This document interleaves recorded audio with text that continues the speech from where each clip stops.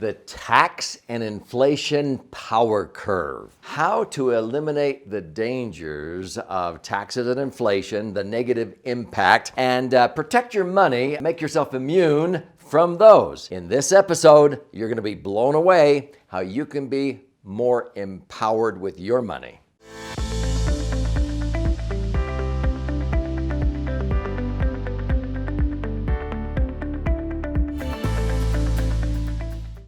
I'm Doug Andrew. I've been doing this for more than 45 years. What do I mean by this? Helping people optimize their financial assets, but more than just financial, empower their true or authentic wealth, and also minimize unnecessary taxes. And so I'm going to show you one of the greatest misconceptions, I call them, the tax and inflation power curve.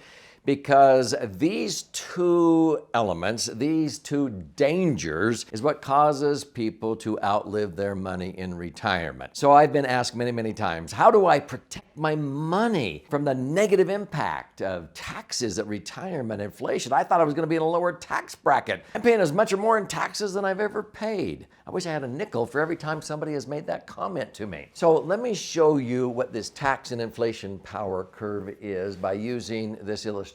So let's say you save your entire lifetime in a tax-deferred IRA or 401k, and you're blessed, you have $1 million. A lot of people had $1 million by the time the turn of the century hit, 2000. Some horrible things happened from 2000 to 2010. Many of them lost up to 40% in that nest egg twice in that decade. So we call it the lost decade. So here's what happened. Let's say you can earn 7.2%. Now I like 7.2 for several reasons. In the worst decade, 2000 to 2010, just using one strategy, indexing. I explained it in my books. I'm not talking about index mutual funds. This is a strategy. You could have fallen asleep like Rip Van Winkle in the year 2000 and woken up in 2010 and went, so what happened while I was asleep for 10 years? Oh, you didn't hear about 9/11? You didn't hear how the economy dropped 40% from 2001 to 2003 and it took till 2007 to just get back to break even? Oh no. You didn't hear about 2008, the mortgage meltdown? People lost 40% again and they're still not back to break even? You go, oh no, let me go check my account. And you look in there and your million doubled to 2 million using indexing. Now, that would have been a very fortunate blessing for Rip Van Winkle, but a lot of people are not in that type of a situation, but I earned 7.23% just using that strategy alone. $1 million would have been worth 2 million. Most people were not even back to break even. But let's say 7.2%. A lot of people go, oh, I think that is what I could use to live on. That means you theoretically could pull out $72,000 a year, buy gas, groceries, prescriptions, golf green fees, or whatever. So $72,000 a year is about $6,000 a month. Not bad, okay? Maybe you want more or need more than that, but I'm sort of looking back at that time. Now, this is what actually happened. A lot of them, when they saw that million dwindle in value twice in that decade down to 600,000, can you see they felt like they almost lost their future? What did they do? They sold out of the market, and where did they put it? In the bank. Oh, so they put it, what were banks paying? A measly 1%. So they went from a potential of 72,000 a year or 6,000 a month to 1% in the bank because they didn't want to lose, but they were losing big time. What's 1% on 6,000 a year? They went from 6,000 a month down to 6,000 a year, $500 a month. That's actually what happened. And I felt the pain for so many of these people. I go, you know what? Even if you were earning this, what about taxes? You pull out 72,000. Most Americans, between federal and state income tax, 41 out of 50 states has a state income tax. Many people will pay about a third in taxes. So what's a third of 72,000? 24,000. You pull out 72, you pay 24,000 in tax, yet you're giving up 2 of the 6,000 a month in taxes, and you're netting 48,000, which is 4,000 a month. Well, maybe you can't get by on 4,000 a month, but that's what happens. The negative impact of taxes, you have to reduce your lifestyle or it forces you to take out more money. You might have to pull out 100,000, pay tax of a third to net 66,000. And people don't realize that. The other danger in the tax and inflation power curve is inflation at 5%, at 7.2, at 10. Now, inflation is the cost of living. The actual inflation rate is way higher than 10% for things like healthcare. Other things like computers or whatever, sometimes the price goes down. But overall, the cost of living, it's very common to have inflation be 3%, 5%. At 5%, you divide 5 into 72, that means the cost of living will double about every 14.4 years. That means in about 15 years, you're going to need twice as much money, or 72,000 will only buy what 36,000 used to buy. You need twice as much. You're going to need 144,000 to buy what 72,000 bought 15 years ago. But at 7.2%, that's going to happen in 10 years. Every 10 years. At 10% inflation, it's going to happen every 7.2 years.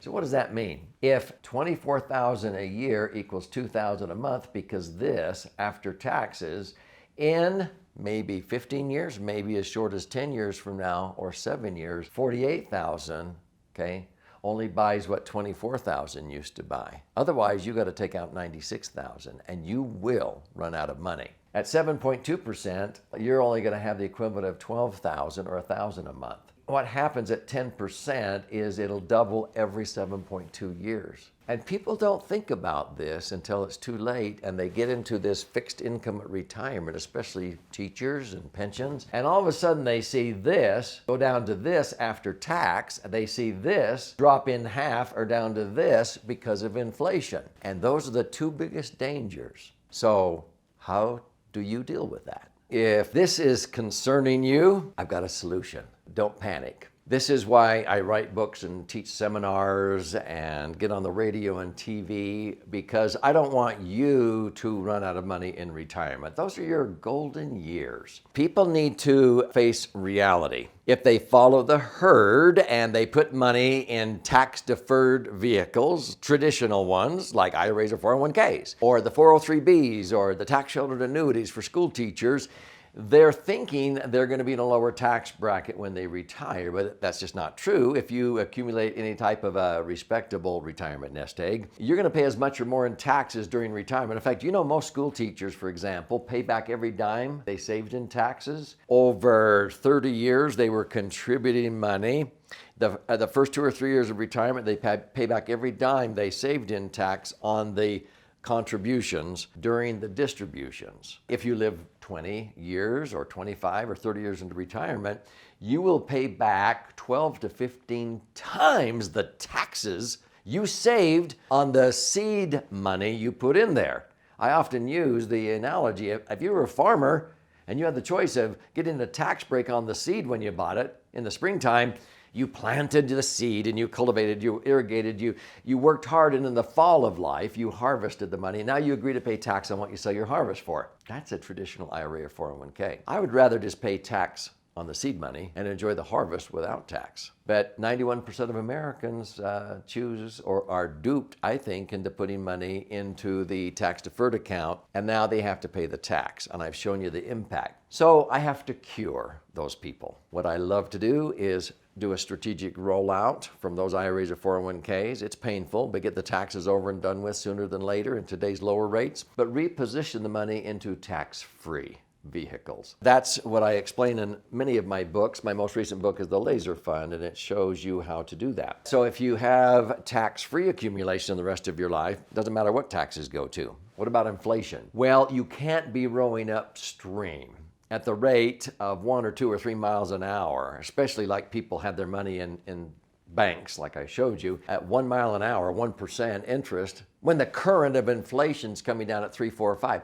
You're going backwards. So you need to have a strategy where your money is linked to the things that inflate. I don't like inflation any more than anybody does, but it doesn't hurt me, it helps me.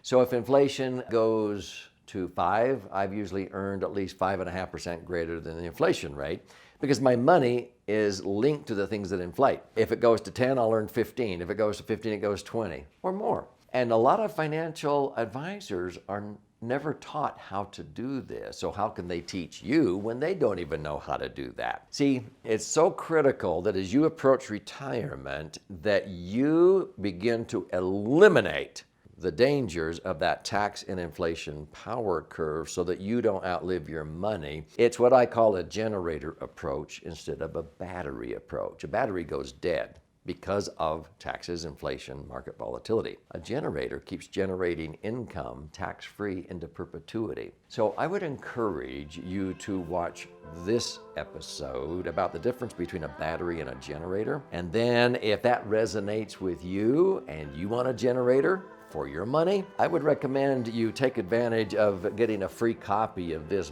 book. You pay $5.95 shipping and handling, and I'll fire one out to you, and you can learn how you can do this and not be worried about that awful tax and inflation power curve.